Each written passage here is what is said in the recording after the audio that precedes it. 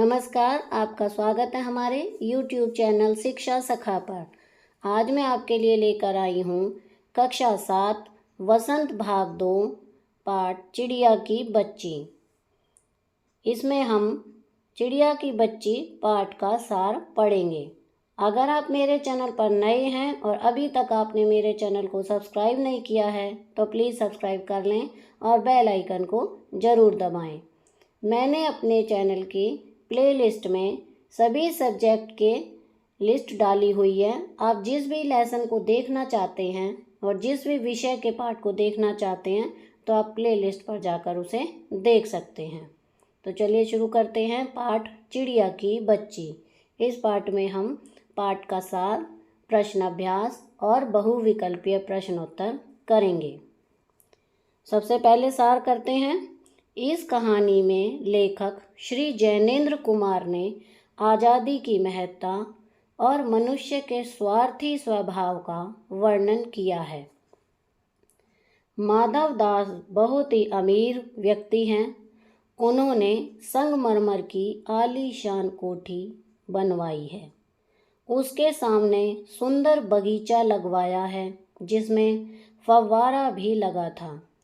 शाम के समय कोठी के चबूतरे पर तख्त डलवाकर मसनद के सहारे बैठकर बगीचे की सुंदरता का आनंद लिया करते थे।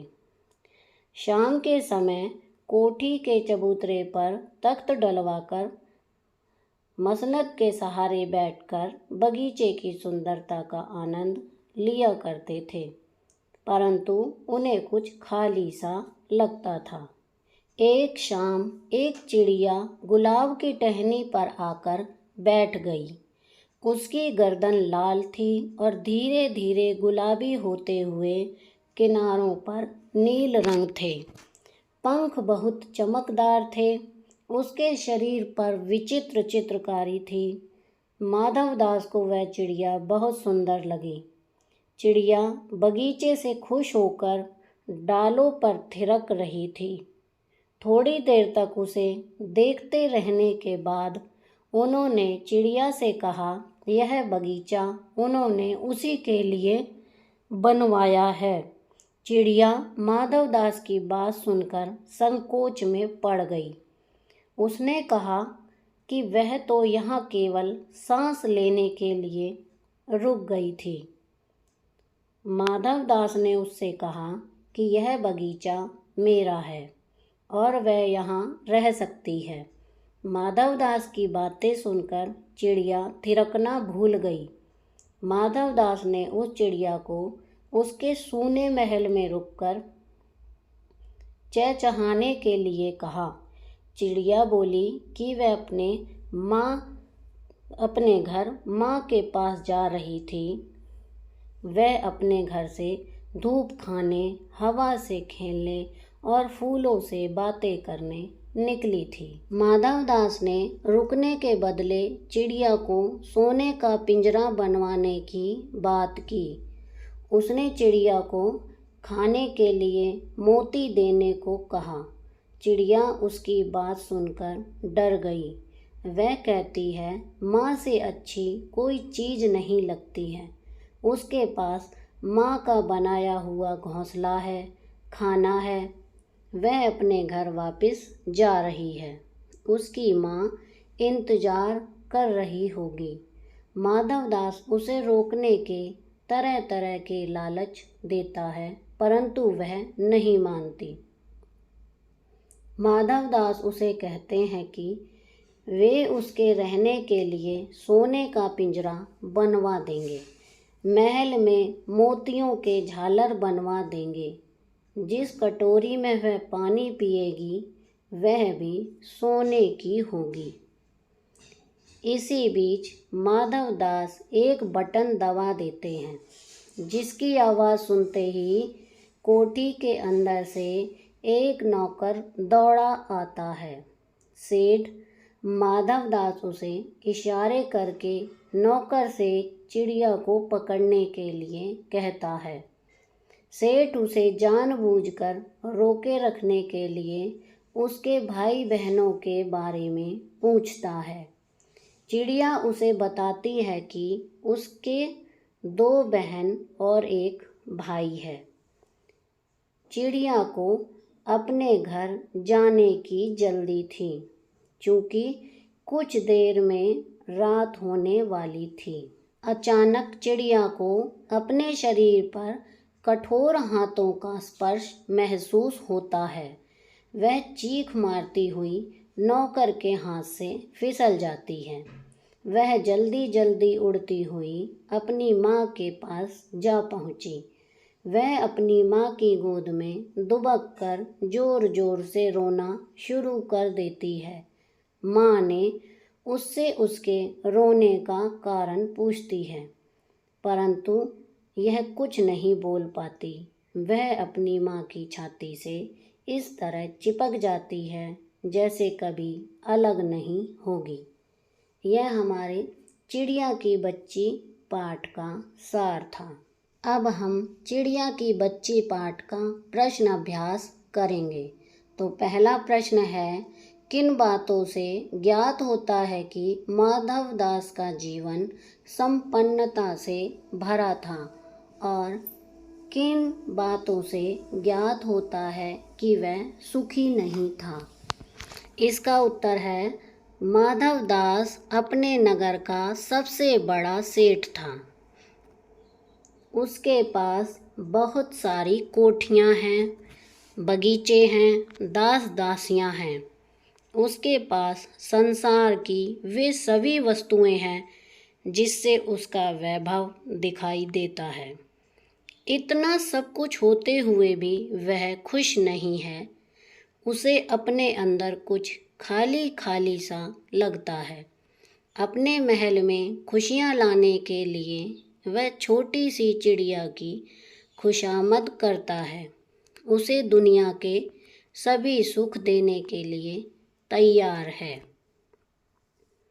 अगला प्रश्न है प्रश्न संख्या 2। माधव दास क्यों बार बार चिड़िया से कहता है कि यह बगीचा तुम्हारा ही है?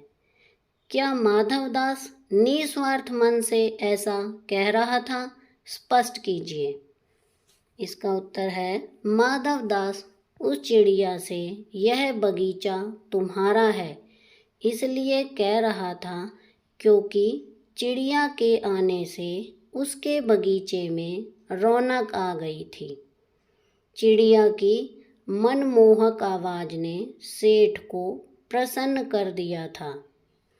माधव दास का यह कहना कि यह बगीचा तुम्हारा है स्वार्थ की भावना है। इसके लिए वह चिड़िया को कई तरह के लालच दे रहा था। अब प्रश्न संख्या 3 है। इसमें कहा गया है कि माधव दास के बार बार समझाने पर भी चिड़िया सोने के पिंजरे और सुख सुविधाओं को कोई महत्व नहीं दे रही थी।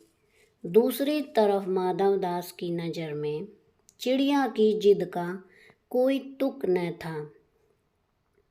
माधव दास और चिड़िया के मनोभावों के अंतर क्या क्या थे? अपने शब्दों में लिखिए। उत्तर, माधव दास चिड़िया के तरह तरह के लालच दे रहा था, परंतु वह सेठ के स्वार्थ को नहीं समझ पा रही थी। उसके लिए उसकी माँ ही सब कुछ थी। सेठ के मोती से अच्छे उसे माँ का लाया चुग्गा अधिक पसंद है। सेठ सोचता है कि लालच देकर किसी को भी वश में कर सकते हैं। सभी को सांसारिक चीज़ों की तृष्णा रहती है।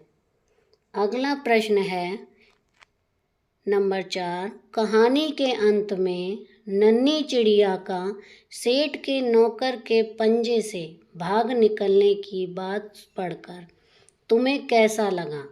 अपनी प्रतिक्रिया लिखिए।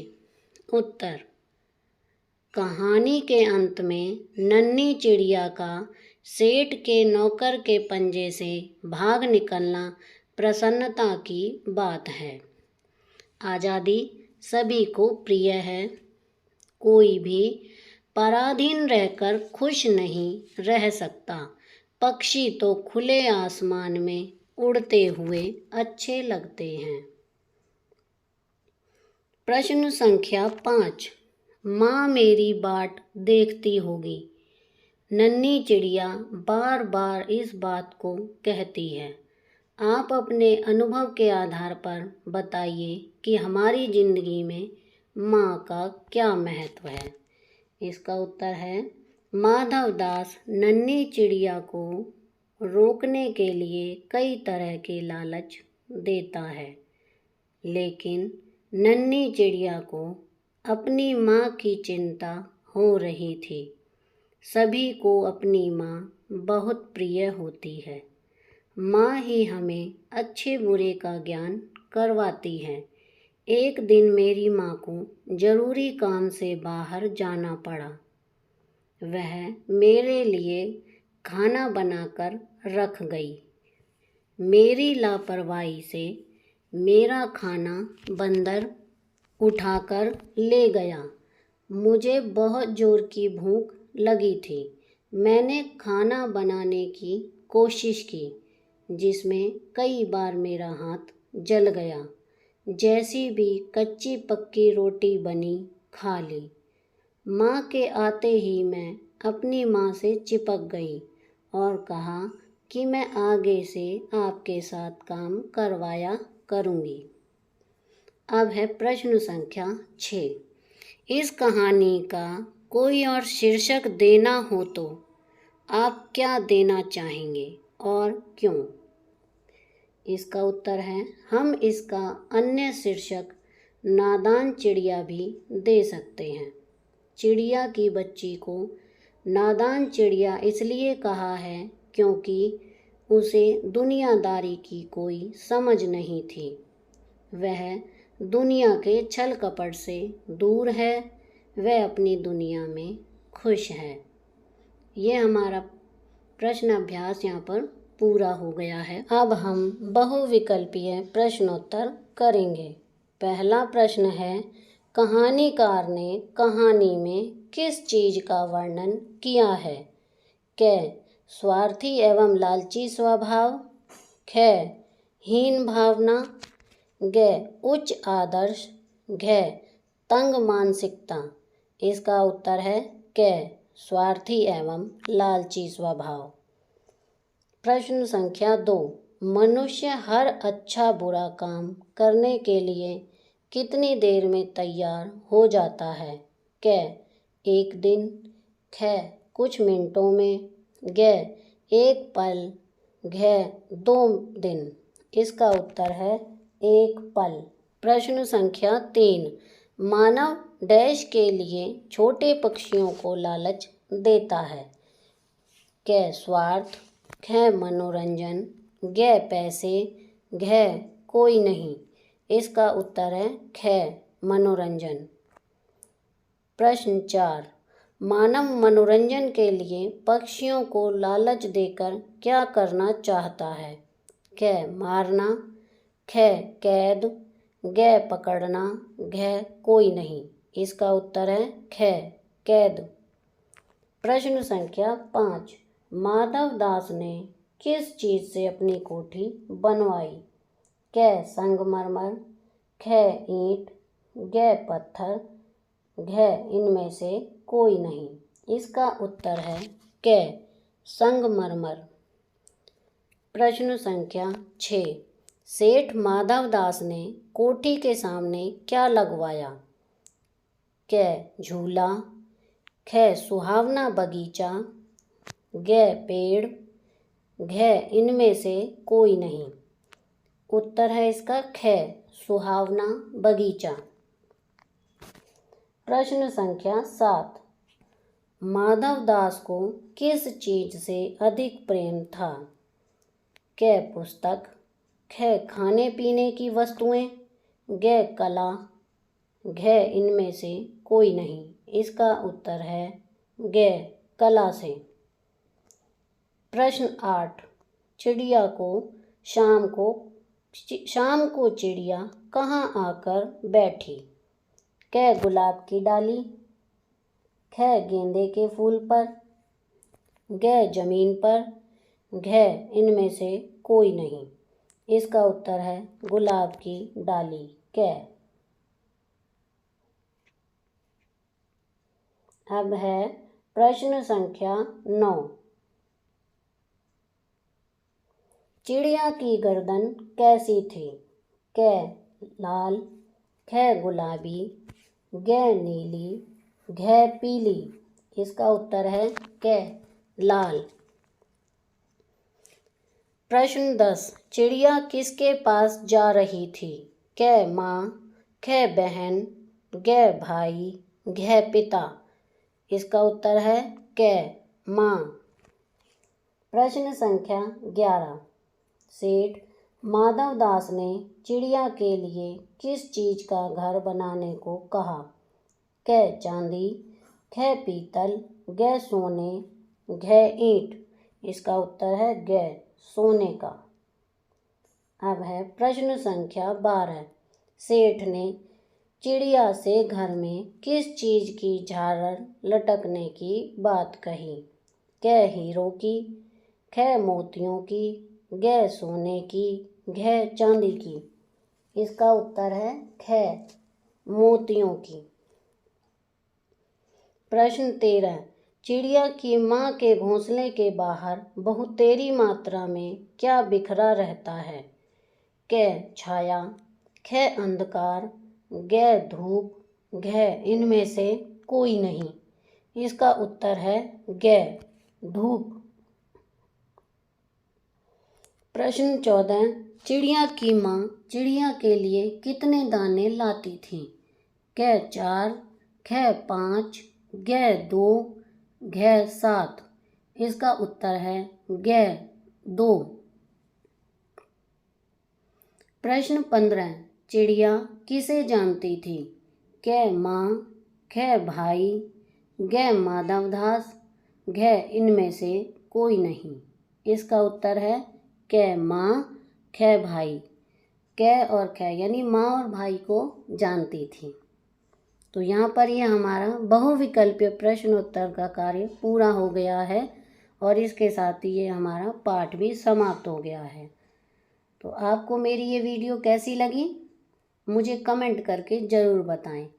प्लीज़ मेरे चैनल को लाइक करें, शेयर करें और सब्सक्राइब करना ना भूलें। Thank you.